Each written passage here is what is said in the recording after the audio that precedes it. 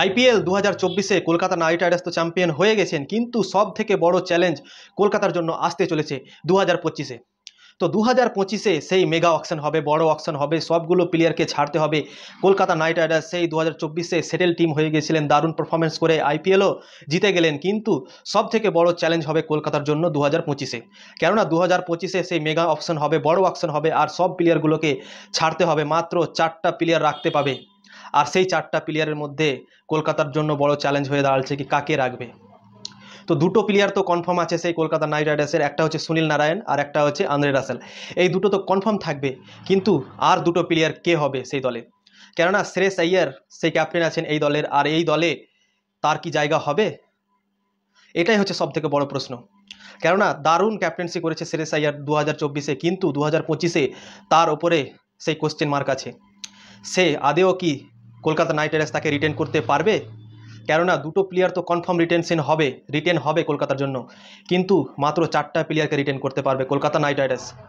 তো শ্রেয়স আইয়ারকে কি রিটেন করতে পারবে কলকাতা? কেননা আরও অনেক ভালো ভালো প্লেয়ার আছে সেই কলকাতা নাইট রাইডার্সে। কেননা রিঙ্কু সিং আছেন, ফিল সল্ট দারুণ ক্রিকেট খেলেছেন এবং শুরুয়াত দারুণ দিয়েছেন কলকাতা নাইট রাইডার্সকে, সবার মনটাকে জয় করে নিয়েছিলেন সেই ফিল সল্ট। তো কলকাতার জন্য বড় কঠিন হতে চলেছে 2025-এ, সেই কাকে রিটেনশন দিবে সেই কলকাতা নাইট রাইডার্স, সেই এখন থেকেই তাদের মাথা ঘুরতে শুরু করেছে। কেননা শ্রেয়স আইয়ার ক্যাপ্টেন আছেন টিমের, আর সে দারুণ পারফরমেন্স করেছে, দারুণ ক্যাপ্টেন্সিও করেছেন, কিন্তু কলকাতার জন্য বড় চ্যালেঞ্জ আসতে চলেছে। কেননা শ্রেয়স আইয়ারকে আমার মনে হয় রিটেন নাও করতে পারে। তো যদি শ্রেয়স আইয়ারকে রিটেন না করে তাহলে কিন্তু বড় প্রশ্ন উঠবে কলকাতা নাইট রাইডার্সের। কেননা সে টিমের ক্যাপ্টেন, আর তাকে যদি ছেড়ে দেয় তো সবাই আলোচনা করবে কলকাতা নাইট রাইডার্স। রিঙ্কু সিং কে কি করবে রিটেন?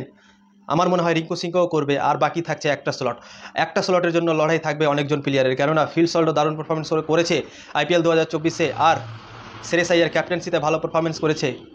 বরুণ চক্রবর্তী 21 উইকেট নিয়েছেন, হর্ষিত রানা ভালো বল করেছেন, বৈভব অরোরা ভালো বল করেছেন, নীতিশ রানাও আছে সেই দলে।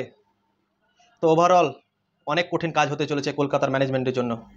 কেননা সবগুলো প্লেয়ার এই বছরই সেটেল হয়েছে কলকাতার জন্য, বাকি যে আগের 2 বছর ছিল কলকাতার জন্য ভালো যায়নি, 7 নম্বরে ফিনিশ করেছে 2 বছর তারা, আর এই বছরই টিমটাকে সিলেক্ট হয়েছে সেই কলকাতার জন্য, ভালো কম্বিনেশনটা হয়েছিল এই বছরই, আর ওই টিমটাই ভাঙতে চলেছে। কেননা 2025-এ মেগা অকশন হবে, বড় অকশন হবে, সবগুলো প্লেয়ারকে ছাড়তে হবে মাত্র 4টা প্লেয়ার রেখে। তো সেই 4টা প্লেয়ার কলকাতা দলের জন্য কোন কোন প্লেয়ার হতে পারে আপনারা অবশ্যই কমেন্ট করে জানান। আর কলকাতার জন্য তো খুবই কঠিন হতে চলেছে সেই 2025-এ। কেননা দুটো প্লেয়ার কনফার্ম থাকবে, 3 নম্বরে যদি রিঙ্কু সিংকে রাখে আর 4 নম্বরে যদি শ্রেয়স আইয়ারকে রাখে, তাও ফিল সল্টকে ছাড়তে হবে, সেই বরুণ চক্রবর্তীকে ছাড়তে হবে, হর্ষিত রানাকে ছাড়তে হবে, সবাইকে ছেড়ে দিতে হবে। আর কলকাতা নাইট রাইডার্সের হয়ে সেই মিচেল স্টার্কও আবার খেলতে চেয়েছেন। তিনি বলেছেন কি আমি একটা ফরম্যাট থেকে অবসর নিয়ে নেব সেই অস্ট্রেলিয়া দল থেকে, আর আমি আইপিএল খেলে যাব।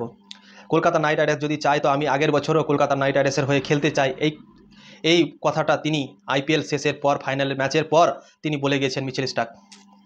তো কলকাতা নাইট রাইডার্সের জন্য খুবই কঠিন কাজ হতে চলেছে 2025-এ মেগা অকশনের আগে।